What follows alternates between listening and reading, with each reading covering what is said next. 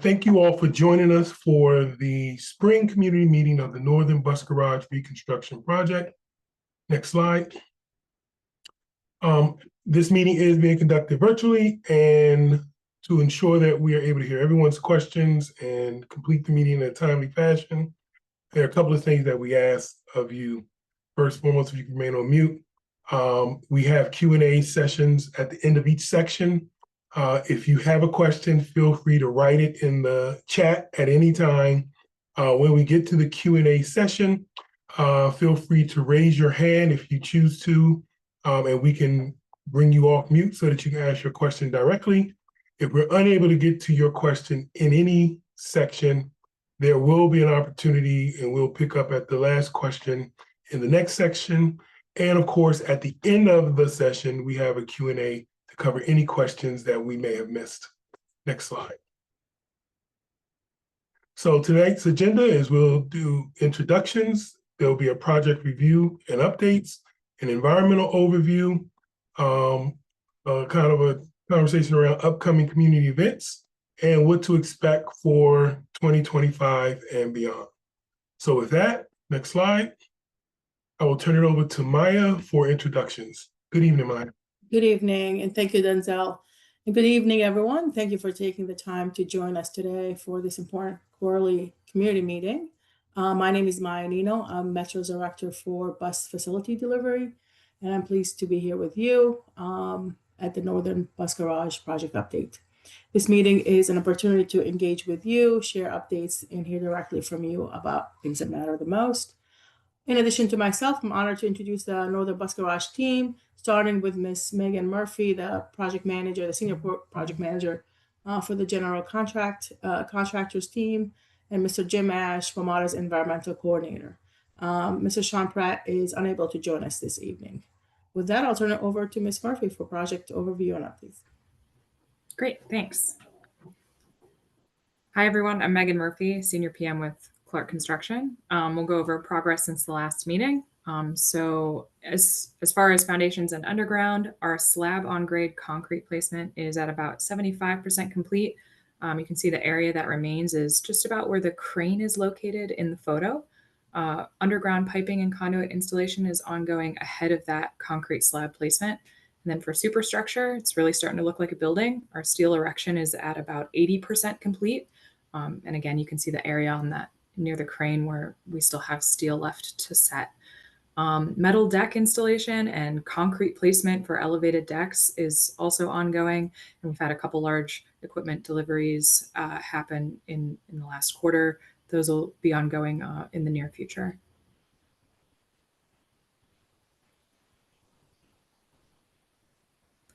All right, as far as building envelope, the most exciting part here is actually on the opposite side of the building from where this photo is showing, but we've started exterior wall framing and air barrier at the north end of the building, and we've completed framing to just about the southeast corner. We've also started the exterior brick very recently, and precast is continuing, and we're planning to start roofing this month. As far as interior building build out, which you cannot see at all in this photo, we started door frames and masonry walls inside the building, and we've started mechanical, electrical, and plumbing installation, and we're planning to start fireproofing this month as well. Next slide. All right, for wet utilities that have been occurring on the surrounding streets, all the work on 14th Street is complete. Sewer line installation, water main replacement is complete. The sewer line relocation on Iowa is actually what's shown in this photo. That's also complete. Upcoming work that we have located at the intersection of Arkansas and Iowa is a storm outfall tie-in that will be starting next week, I believe, and we're planning to complete that during June. The work hours will be the same, Monday through Friday, 9:30 to 3:30. It's weather dependent, and the work zone will be on the west side of Arkansas, at that intersection with Iowa, and there will be flaggers to direct traffic as there have been in the past. All right, as far as ongoing site maintenance, our erosion sediment control hasn't really changed. We've had periodic inspections by DOEE, haven't had anything really noteworthy. For delivery logistics, we're really amping up, especially over the next 30 days. we have a renewed focus on idling regulations and compliance, especially as we're wrapping up steel installation and we have new trades coming to site, just making sure we set the tone and set expectations early so they understand the rules and that our neighbors are close by, and just kind of have a renewed focus on that and make sure our employees understand those regulations as well.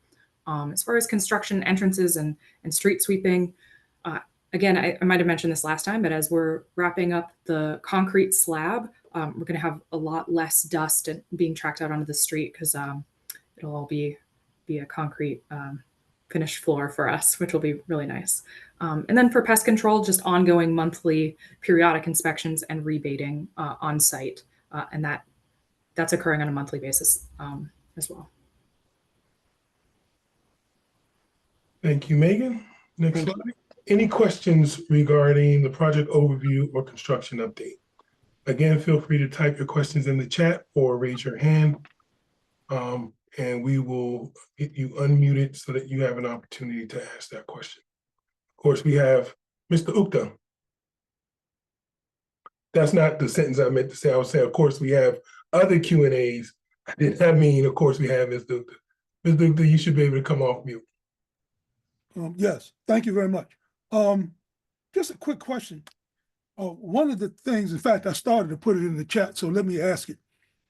You just finished saying that water and sewer lines have been completed? On 14th Street, yes. On 14th Street. Yep. So what has been going on 14th Street in the last few days on WMATA's side of the street that has reduced 14th Street between Decatur and Crittenden down to one lane? So I know Pepco has been actively working on 14th Street. I believe it's related to DC plug work that's ongoing there. It's not directly associated with the Northern Bus Project, though. Well, there was a tractor trailer parked out there today for at least an hour. And it was on you all's side of the street. Pepco has been working on the west side. And it reduced traffic down to one lane for an extended period of time. Yeah, we witnessed that as well. It was the delivery of a Pepco vault on 14th Street. Oh, okay. All right. Thank you. Sure. There's another question from Mr. Hertzberg asking, how many days this quarter did you all work past the allowable hours? Not sure. Obviously the goal is 0 as far as whether that actually occurred. I think we previously discussed how we're trying to finish concrete and we only have that opportunity in that moment to do it right and before it sets up, and we're also waiting for it to set up to an extent before we can finish it. We're always striving for that 7 p.m. deadline, but might have been a couple times we crept past it. Okay, and so what we can do, Mr. Hertzberg, is try to see if we can get any information around that. We just don't have the exact number today. All right. Yeah. Thank you, Megan. And with that, we will go to Jim for the update on environmental plan and remediation. Good evening, Jim. Good evening, Consell. Slide, please. Activities over the past quarter. We completed the first round of monitoring well sampling for the site in February of this year. Recall that DOE asked us to perform 2 rounds of well sampling before we prepared a risk assessment. The first round was completed in February. The results have come in, and I reviewed them. I'll transfer them over to DOE tomorrow or Friday. We prepared a soil remediation report for the remediation activities of the contaminated soil within the building footprint. That was submitted to DOE last month.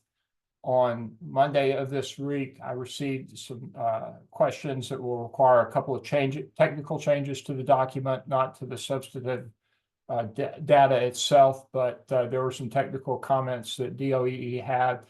I spoke with the environmental consultant this morning. Once we receive those, we'll submit the final report to DOEE and we will publish it on the web. That's a little bit different from what I told some community members last week, but the questions from DOEE came in after our meeting last week.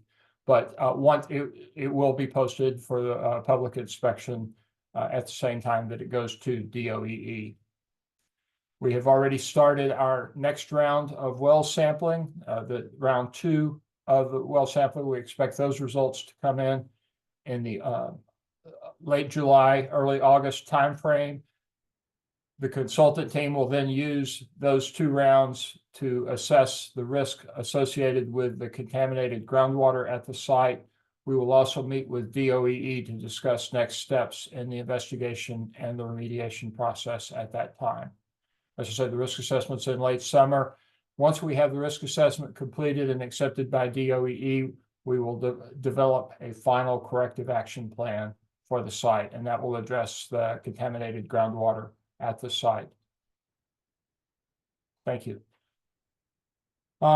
Monitoring reports for February and March. This is the dust, vibration, and noise reports have been posted online. April, if it's not up yet, will be posted shortly. We continue to see noise threshold exceedances both during project work hours and during non-work hours, including evenings and at nights. And this is a reflection of the urban environment where the bus garage is located. We did observe multiple vibration threshold exceedances during the work. This seems to be associated with utility work located for the sewer work located along 14th Street. With that work completed, I anticipate that those threshold exceedances will be reduced significantly. We did also identify dust exceedances. These were attributed primarily to street sweeping activities associated with cleaning up after the utility work on 14th Street. Finally, we had a community meeting to discuss the interpretive signs that will be installed and to get feedback from the community. It was a success. We received a lot of feedback and suggestions. That information is being processed by our team with the goal of developing the exhibits for the community room. That's it. Donzel, that concludes my report for the quarter. Thank you, Jim. Any questions regarding the remediation environmental plan?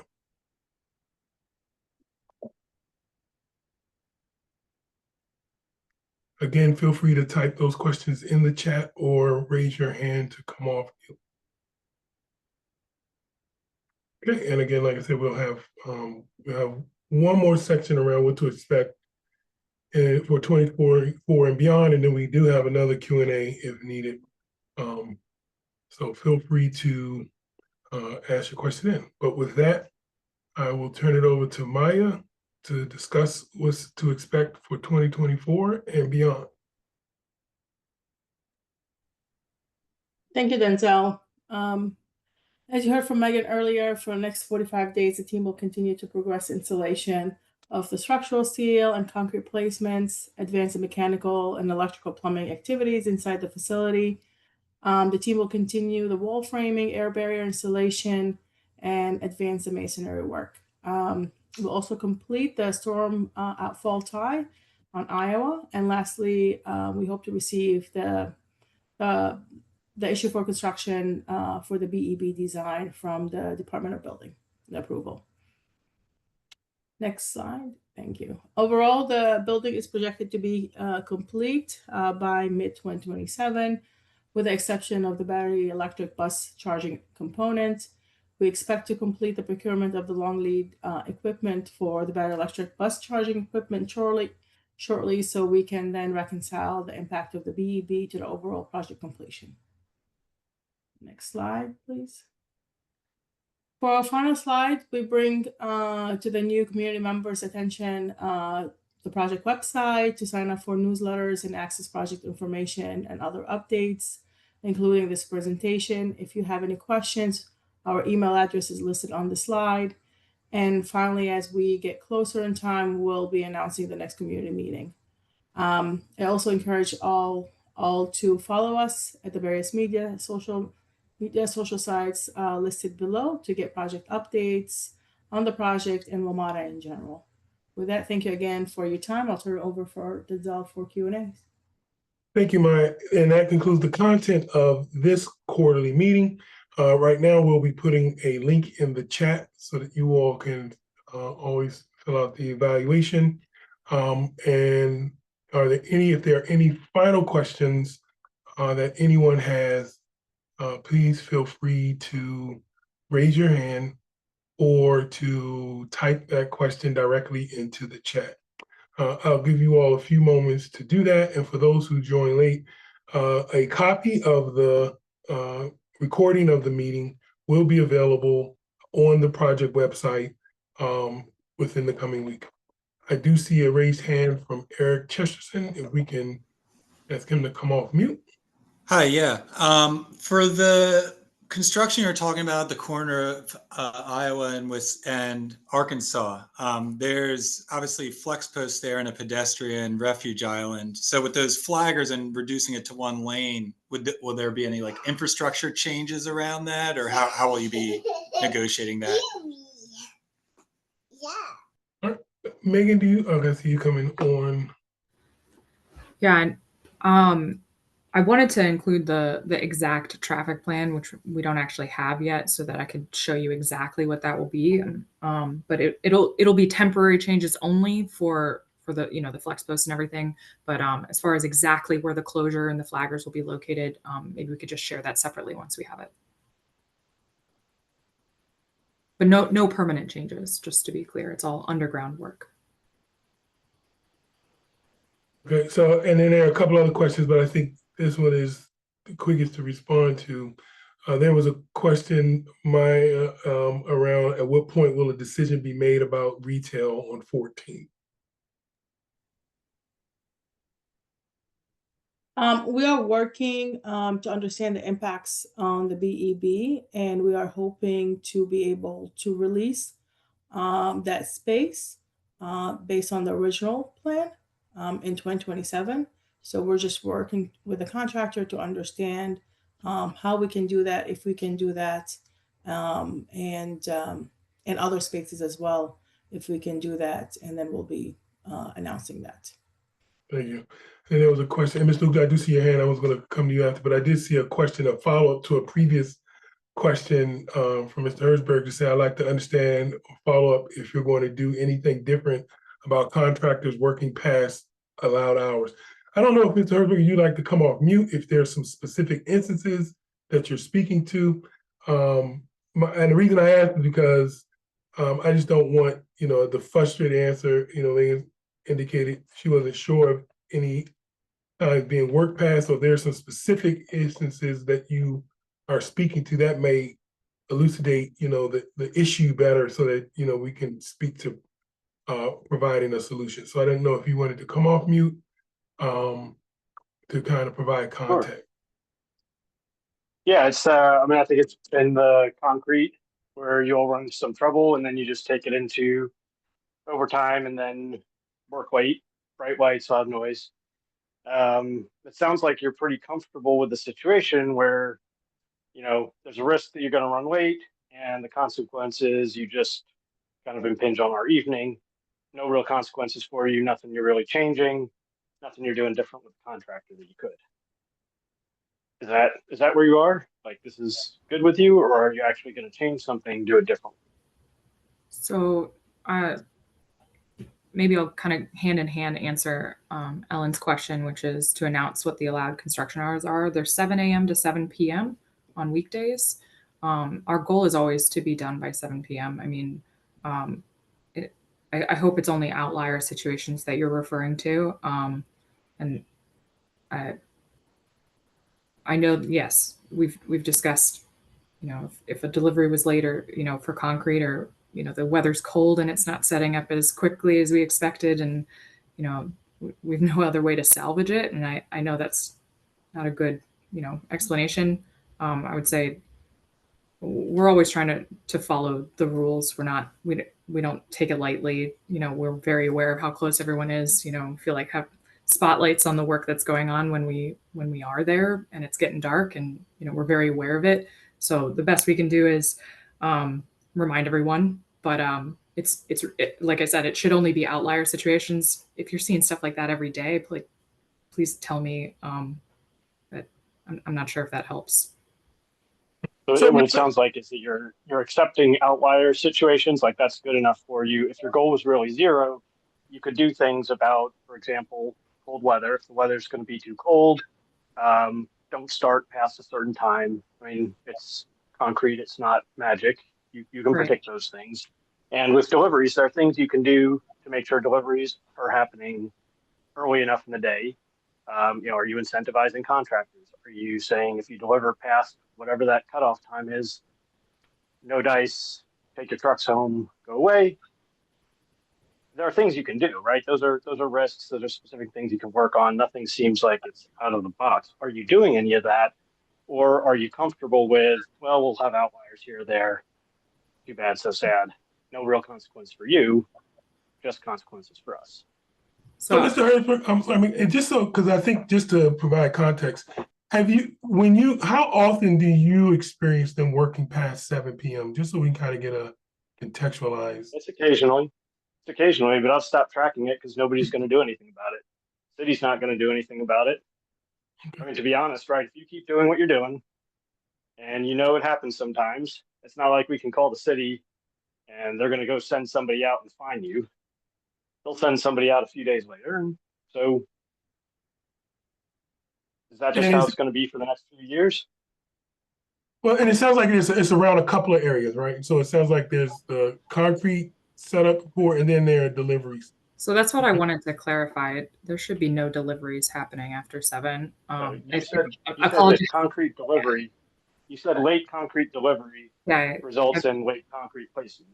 Okay, sorry if I just wanted to be clear. And again, only if something's going wrong. It's not plan A, and I'm not trying to make an excuse, and make it seem like it's okay. We're not supposed to work after 7 p.m. That we know that is the time that, the crews know that is the time. So, we will reiterate that with them. I know concrete is coming to an end. We are 75%, complete. So, and as the walls are going up, I don't know if that helps block noise or if it's somehow amplifying it for you. We are very aware of how close everyone is, and we'll reiterate that to everyone. Right, so it sounds like what I think I hear you saying, Megan, is one, like you said, there is a plan to not, but it happens as Mr. Hertzberg has indicated. Yeah. And then there seems to be primarily around concrete. And do you have a time frame for when you expect concrete to be completed? I should know that. I don't know if I know that date. But it is, so it's only the finishing effort. Like, I don't know if any of this helps, but, if concrete is delivered and we're literally just like you're explaining, concrete's not magic. We're waiting for that process to take place. We're waiting for it to cure and set up. We've added admixtures based on the weather. We've done what, we think is the best thing to do to make sure that we're working within the time frame. If it doesn't happen, it's not happening as we expected. We're just trying to make sure that it, is ultimately structurally adequate. And I believe it's early fall that will be done with concrete entirely. And I apologize. I guess what I'm trying to speak to, like excavation and the fugitive dust from excavation was an issue until excavation stopped, right? And so being able to provide an endpoint was helpful. Yeah. Concrete, can be an issue until concrete stops. So, in addition to the efforts that you all are doing, it sounds like if you can provide an endpoint, which sounds like towards the end of fall, then that should mitigate any concrete late delivery issues. So it's not only the corrective action, but it sounds like also the issue around this will end by late fall. Yes. And that's what I'm trying to make sure. And then, so what that then does for the project team and then the community is saying, hey, here's where you can expect that to end. But until it ends, because to Mr. Hertzberg's point, that doesn't alleviate the noise. Here's what we can do to, take proactive measures. So Yeah. I think those are the things that I'm hearing from that conversation. Like, that's kind of, we'll work to support notifying the community when concrete will in, but then also perhaps, whether it's in the newsletter or other, talk about some of the things you all do to mitigate, these issues, even though they happen, because, while it isn't magic, it is, dependent on the environment in which it's done. So, Yeah. Thank you. yeah, thank you. Mr. Ukta, I saw that you had a couple of, you had both a statement and a hand raise. So I'm going to go ahead and bring you off mute so that you can speak to your statement and ask your question. And then Ms. Prather, I will come to you next. Mr. Ukta, are you there? Uh-oh. All right, well, I think I asked him to unmute, but in the interim, he did note, as a community, we need to arrange a meeting with DDOT and DOEE. Okay, thank you. I'm on. Oh, okay. No, thank you. Okay, I'm on a call. I can't talk anymore. Thank you. Okay, I'm sorry. I just had a false alarm to go off here. I'm concerned, as I had expressed earlier. First of all, I do agree with Josh that we're in a situation in this community where we're not receiving adequate or sufficient services from our district government. And it's jaded many of us that don't even bother any longer because they're not offering us any relief. As far as I know, there have been no fines issued. We've had several instances of idling. We've had many more and continuing instances of contractors and subcontractors parking throughout the neighborhood, hours upon hours, with no sort of enforcement. This after being promised that there was going to be severe consequences for people who parked in the neighborhood.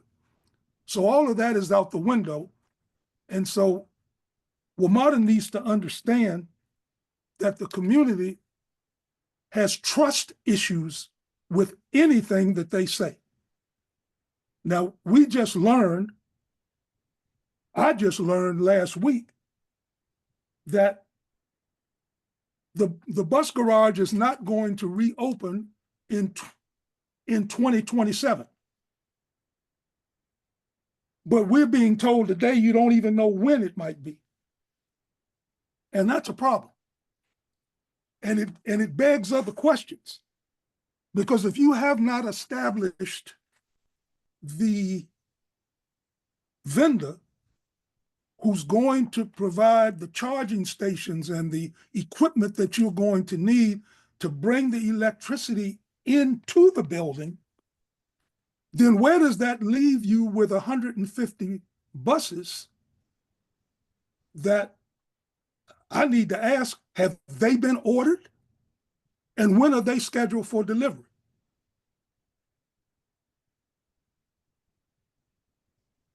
Okay, so there are a couple of, I'm going to try to get responses to the different elements, right? So I know that one part was if there's any clarity around, I know you said you were going to do the long-term procurement. Do you know anything about where the BEB pilot program is? I know we haven't talked about that in a while on our meetings, or if you know if that procurement is happening.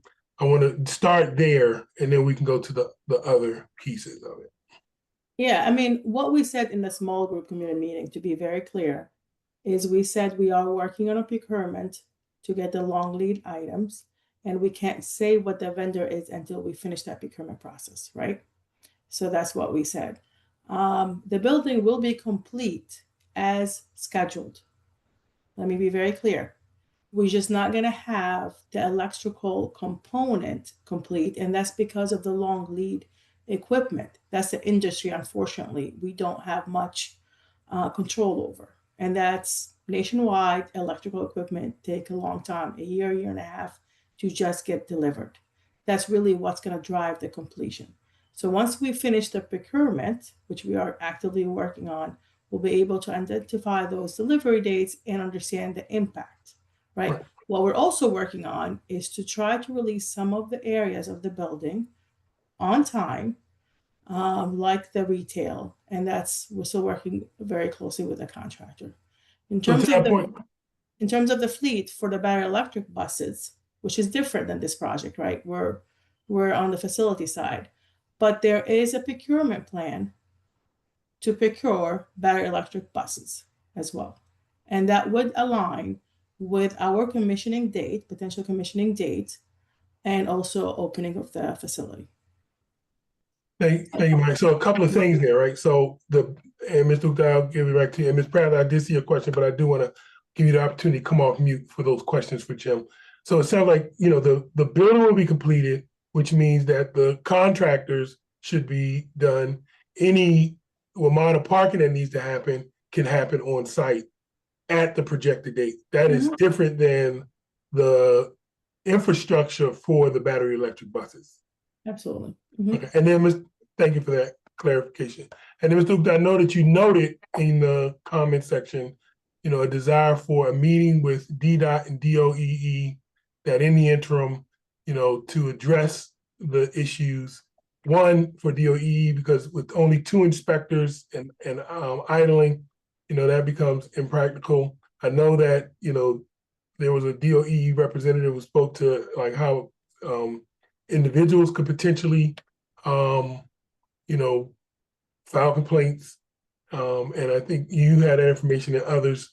But I wanted to, before turning it over to Ms. Prather, I did want to give you an opportunity to speak to the other parts. Or just, there any additional questions? Yeah, I mean, that last part was really addressed to the community because there's nothing WMATA can do about that. So any community members out there, Northern Bus Barn Neighbors is going to try to arrange a meeting with DDOT and DOEE to see how we can get them to do what they're supposed to do for district residents, for the taxpayer. I'm still concerned about the answers that I'm getting because, and I guess I need to be more specific, because when I hear the word procurement, what I want to know is whether or not you all have you issued any sort of bids or requests for proposals or anything of that nature that you have accepted and now you're working on that, or are you still reviewing whatever people have sent you? Are they still in competition with each other in order, to get this done? Because if I'm hearing you correctly, it may be comfortably, it may not be until 2030 that you all are ready to move back in there. With all electric buses, it also is going to continue to beg the question, what's happening with charging stations on the street? I mean, are you anticipating that one bus is going to be able to run up and down Georgia Avenue for whatever number of hours this battery is going to last? I mean, we've got a rack of questions that you all aren't answering. So here's the deal. I need to find another avenue in order to get the clear answers, because now my last question is more of a personal one as a property owner at the corner of 14th and Crittenden. Because the 2027 opening of the entire facility is being delayed. I heard what was said about trying to open up the commercial space, but trying is not good enough for the 25 property owners across the street from the facility. And it's not allowing for the community or the owners and other businesses in the community to know what we're going to expect. And all we keep getting is, you don't know. I mean, it just doesn't sit well. Somebody has to know. And if you don't know, then it says to me that this is not a situation that the community or the business owners or the landlords are going to be able to trust. And if this is the way we're going to start out, where are we going to end up should you be able to fill these spaces? Who is going to respond to us then if there are concerns? I mean, I wish we had people on here that could answer questions specifically. We ask specific questions, but we don't get specific answers. Everything is generalized. And I don't know how you all are running this program. I've built out buildings before, and I could always be able to answer questions. If there's a delay in delivery of stuff, I could say that. I know what procurement looks like when you put stuff out to bid. But have you settled on a vendor, or are you still reviewing the proposals that you put out? So let me answer that. We have settled on a vendor. I just cannot tell you who the vendor is until we finalize the paperwork. Okay. Okay. All right. Ms. Travis, thank you. For both, and is that for both the equipment and the buses? Has That's correct. That's correct. Equipment and buses. And buses. Absolutely. Okay. And when do you think you'll be able to reveal it?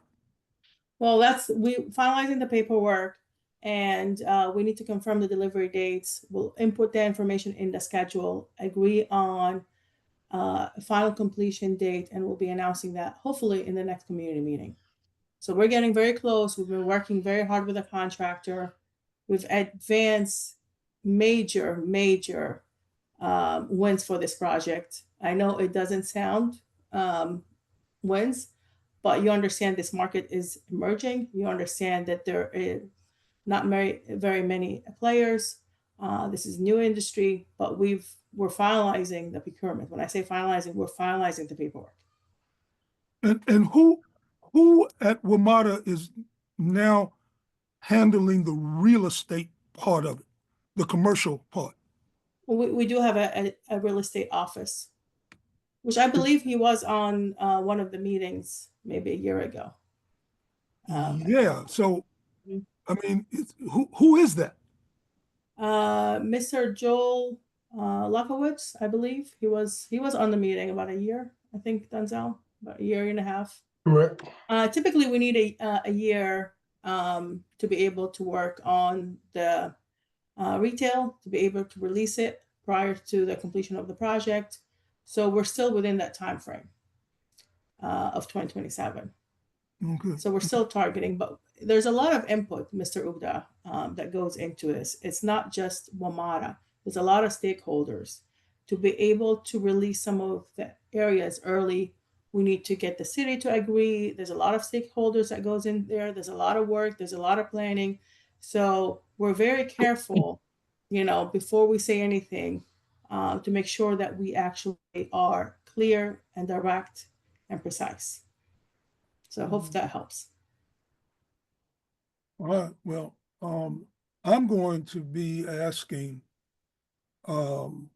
in all future meetings, I'm going to ask that someone from the mayor's office and someone from the councilwoman's office and someone from Office of Planning, someone from district government needs to be on these calls. I don't know what they're afraid of. You all have really, anyway, Go ahead and get to Cynthia. Thank you, Mr. Oakham. I'm done. Cynthia, thank you for your patience, and it's good to see you. I know you had questions regarding what you've asked in the previous meeting about the soil and runoff and contamination. So Jim has come on to, I want to offer you to, provide context, and then Jim can answer that question. Okay. So I know you have some. Oh, you want me to give context and then he'll Or answer? just to make sure we understand your question. Okay, fine. So, you may know I'm a deacon and also a member of the church council at People's Church. I also have family members and church members that live right near by the bus barn. We see the construction, it's coming along, but I don't know, and I'm sorry if I missed this, traffic was bad, but when is the actual estimated completion date? That's the first one. I wrote it in the chat. And the other is about pollution. And I realized that I had not asked about after it's finished. But the first question that we asked was whether there's runoff, and we still want to know if there's any hazardous waste that's running down that hill that might be impacting the garden that we did not have the garden last year based on the feedback that we got. And we're just wondering what the situation is. We should have had the soil tested. We did not. But then overall, after you're finished, and if it's 2027 or 28 or whatever, my question is there air pollution and water pollution that we should be concerned about? That's it. I would like to thanks for the the collaborative relationship we have. I hope that's working out with you parking with us. So we are trying to be good members of the community, but I do have those questions. Thank you. Donzel, I'm going to ask you to guide me on this discussion because I think there are a lot of questions in what Ms. Prather asked. So let me work through them, and I'm sure in doing so I'm going to miss some of the things. So I'll invite your coaching after I get through with this with an initial response. So the soil remediation within the project site is largely complete. There were 2 areas that we did not excavate down to below industrial level screening levels, RSLs.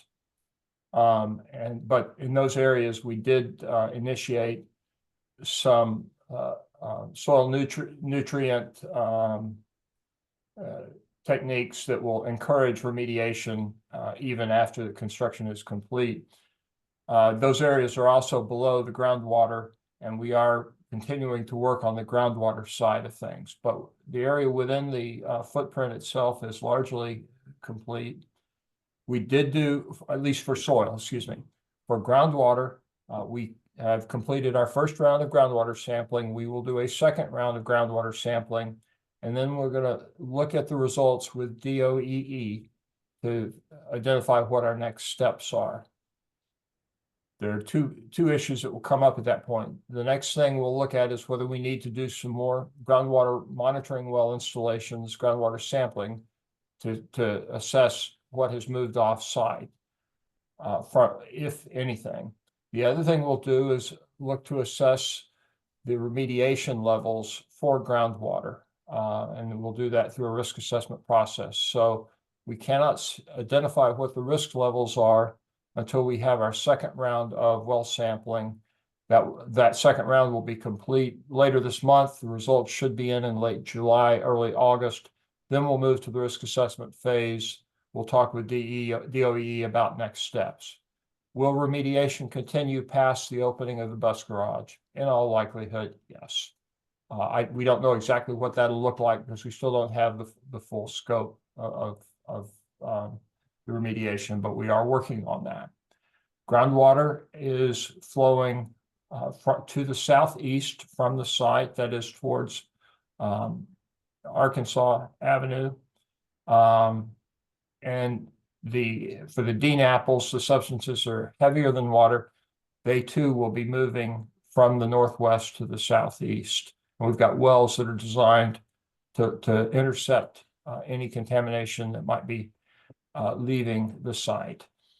The wells are designed such that if we identify water levels or concentrations above the risk levels, we would be able to convert them into pumping wells so that we could start pumping the water out of the ground, running it through a treatment system, and then it would be discharged to DC water.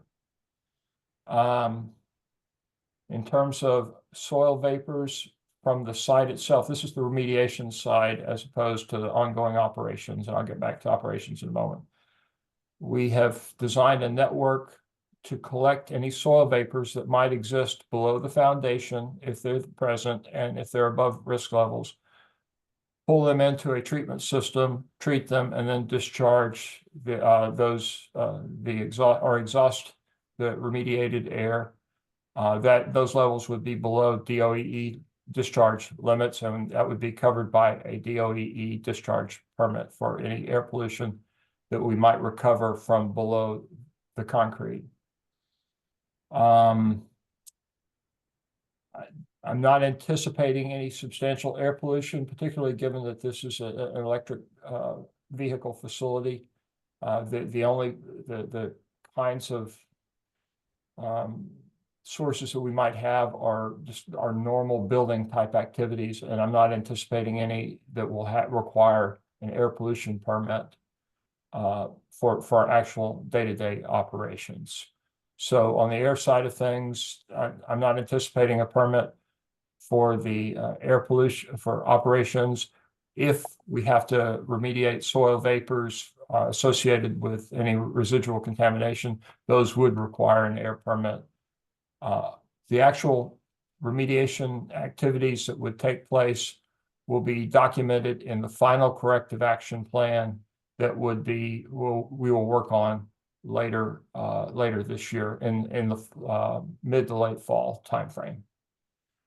There's a lot of stuff in there. Donzel, what did I miss or Ms. Prater? Yeah, I think if I could just reframe a little bit, and Ms. Pratt, Please. of course, feel free to come off mute, but just from our conversations, and thank you for working with us. What I kind of heard, not just tonight, but in general is, if not now, when, and if not from the project, then from who, will the church, Ms. Pratt or others know, can we plant a tomato plant in our soil that we can feed kids that come to the church from that plant? And what level of confidence can you give us, or when can we get information so that we know exactly what we're dealing with? I think that, Ms. Pratt, I think, that's kind of the context of what I've heard you talk about, and it may be like, there are different agencies and elements, so if it's DOEE, if it's a report, what I've heard you say is, we want to know, how do we have confidence in the safety of our soil based on our, proximity, and how can we get that information? Ms. Pratt, I'm not trying to speak for you. If you can give me a thumbs up, am I close, or you can come off mute? All right, thank you.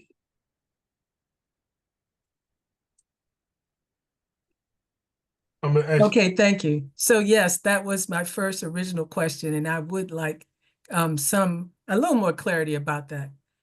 And since thinking about it, though, I realized after that I hadn't asked about that bigger question about the overall pollution after it's done, when you'll have vehicles. I'm reminded, thank you for reminding me that if this is all electric, then there won't be fumes.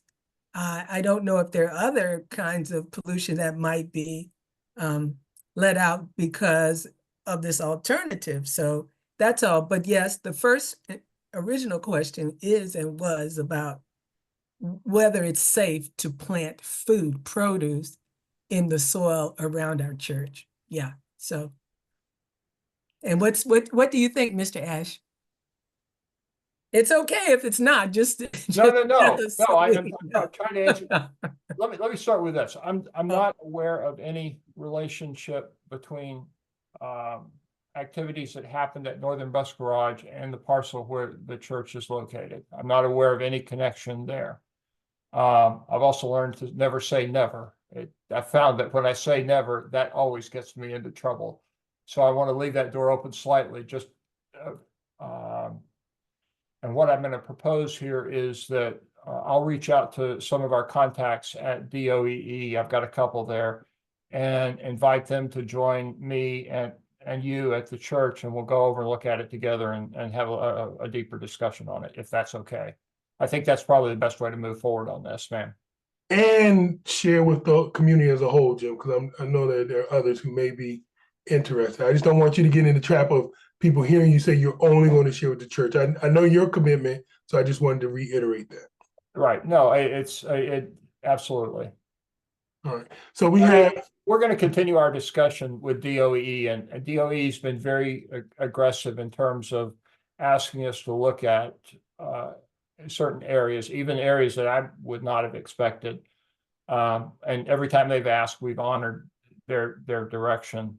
And there will be after we get this second round of well samples, there will be a pause while we look at the data that we have.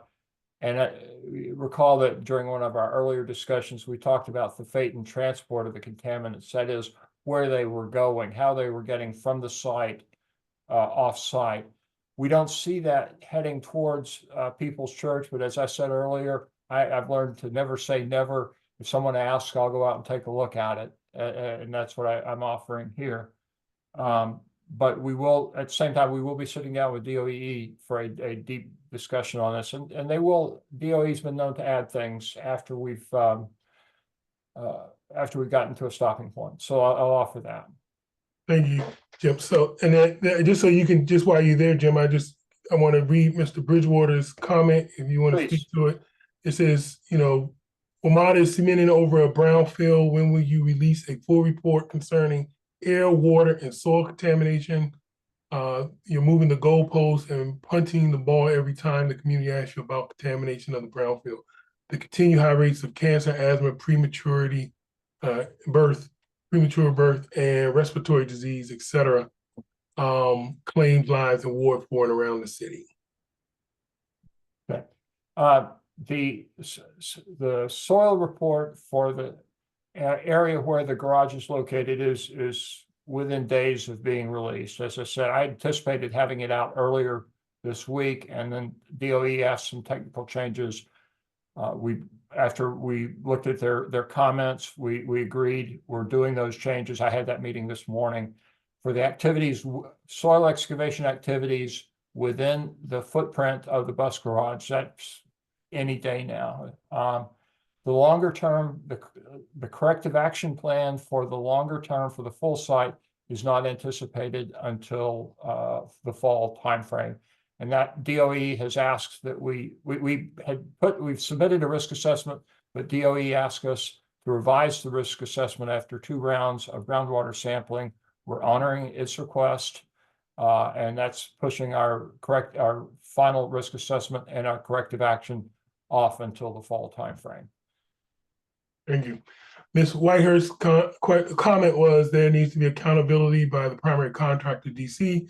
There should be a map documenting the project impact, total impact for our area, and an umbuzz to help residents resolve impact with all the subcontractors. To which Mr. Ukta replied to Ms. Whitehurst saying that Northern Bus Garage neighbors will reach out to all of the elected officials to solicit their input, assume their responsibilities as to their constituency as taxpaying citizens, and left a number for anyone who wishes to reach out to him directly, as well as the email. Mr. Moore, who is a retired bus operator, asked where is the Northern Division operating out of, and when is Northern scheduled to reopen? That was early in the conversation, Mr. Moore. The delivery date of the building is for 2027, and the delivery date of the electric buses will be the project team hopes to inform the community at the next meeting once the procurement contracts are completed. And Maya, I don't know if you want to come on. I believe that it's currently operated out of Andrews or Shepherd Park, but you can speak to where's Northern currently being operated out of. To be honest with you, I'm not sure. We'll have to get back to you, Mr. Moore. I know I know in 2019, they moved the fleet to different facilities, so we can get back to you. All right. Mr. Ukta has a hand raised. Mark mute. Just real briefly, from the markings on the buses, if he's a driver, he knows the alphanumeric numbers in the lower left corner of the on the door side of the bus. The routing numbers, those buses are coming out of Montgomery. I've seen buses coming out of Western, and I've even seen a couple of instances of buses coming out of Bladensburg. So they're all over the place. But I would tell you the majority of them are coming out of Montgomery and Western. There you go. From one former Walmart employee from another. So thank you for that insight, Mr. Ukta, on reading the information.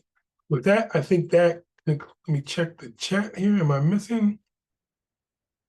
No, Mr. Bridgewater, I do want to so it says whether you open in 2027 or 2030, the damage has been done for over 50 to 75 years. The damage has been done. You were asked about the tomato in the garden and still can't answer the question whether you affect the church or not. You have affected the community. Damage has been done. So I wanted to make sure I just put that on the record. Thank you, Mr. Bridgewater. Thank you all for participating. And with that, that concludes our spring quarterly meeting for the Northern Bus Garage. A colleague has put the evaluation form in the chat again. And thank you all so much, and good night.